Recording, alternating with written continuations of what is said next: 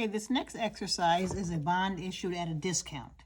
Now what that means is that the bonds were issued at a for sale price. So let's see, we have $500,000 8% bonds. They're 5 years, and they were sold at $461,390. Now that price is determined based on the market rate. And in here I tell you the market rate is 10%. So that means that my bonds are selling at 8% and everyone else in the market can get 10%. So no one wants my bonds.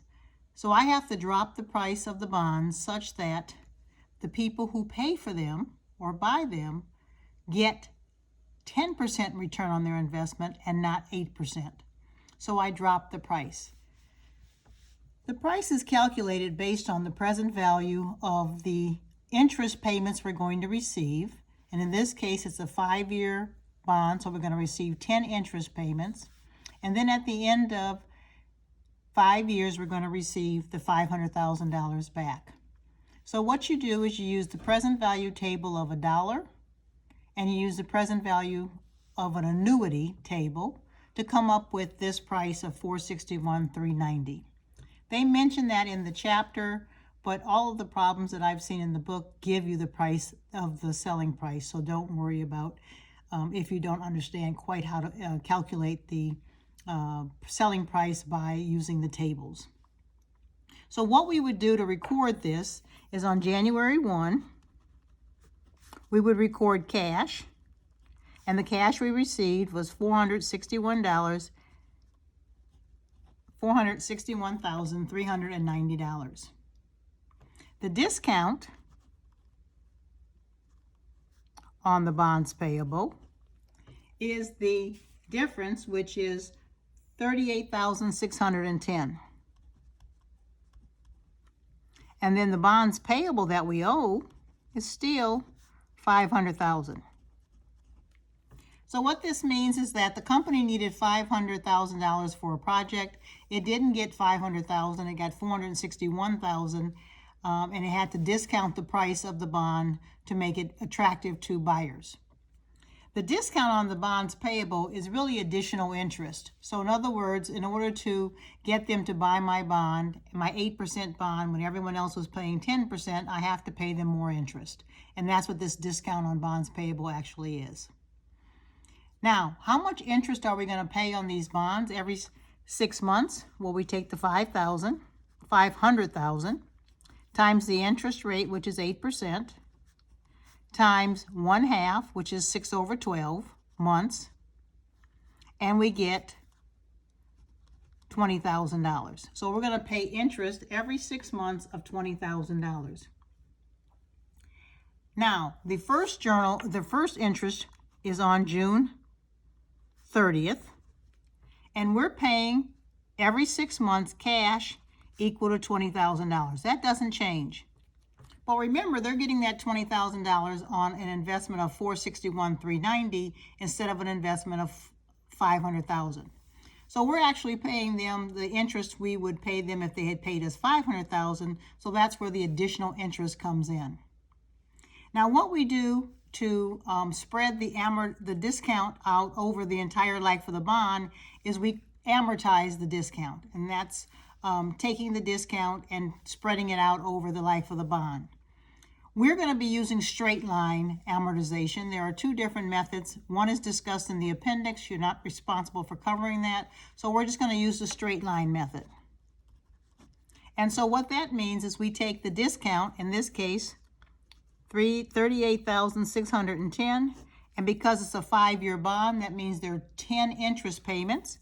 We're going to divide that by 10 interest periods, and we're going to get an amount of $3,861. So every 6 months, we are going to increase the carrying value of the bond by $3,861. The discount on the bonds payable is going to be a credit, and that's going to be for $38.61. And the interest expense we record on the bond is $23,861. So you can see that we get to write off more interest than we actually pay every 6 months. That's because we already took a $38,000 hit on the bond at the beginning of the period. And so this journal entry will be the same every 6 months for 10 years. Now, what does this look like on the balance sheet? So on the balance sheet, we would have our long-term liabilities, and we would have bonds payable.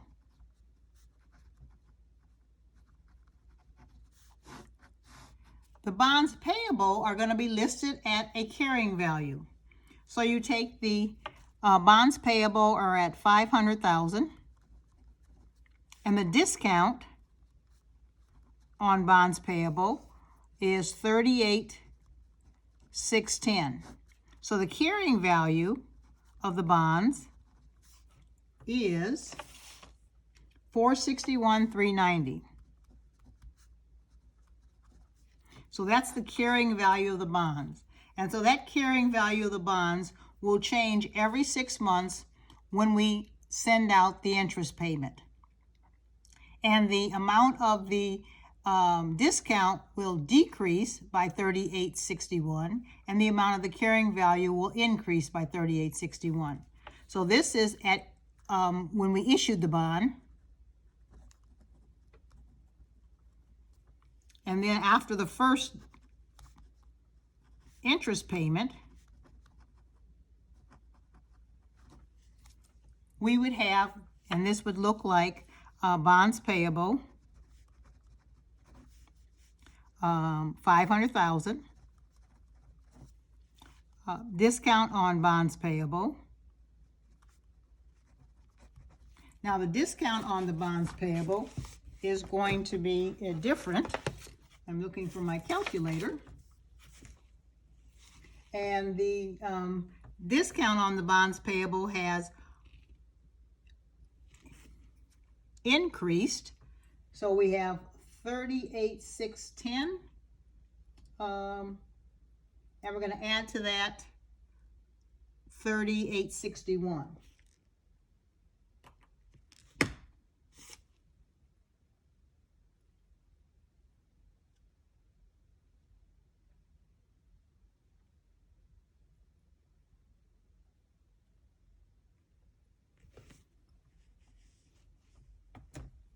So our discount has gone up. Nope, our discount should have gone down.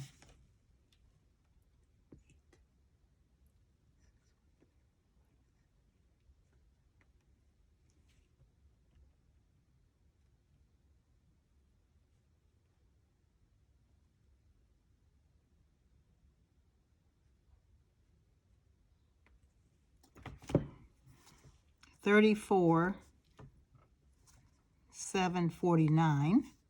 We subtract, and the carrying value of the bond has changed now to $465,251. So the carrying value of the bond is going to increase every 6 months by the amount of $38.61, and eventually in year 5, it's going to equal $500,000.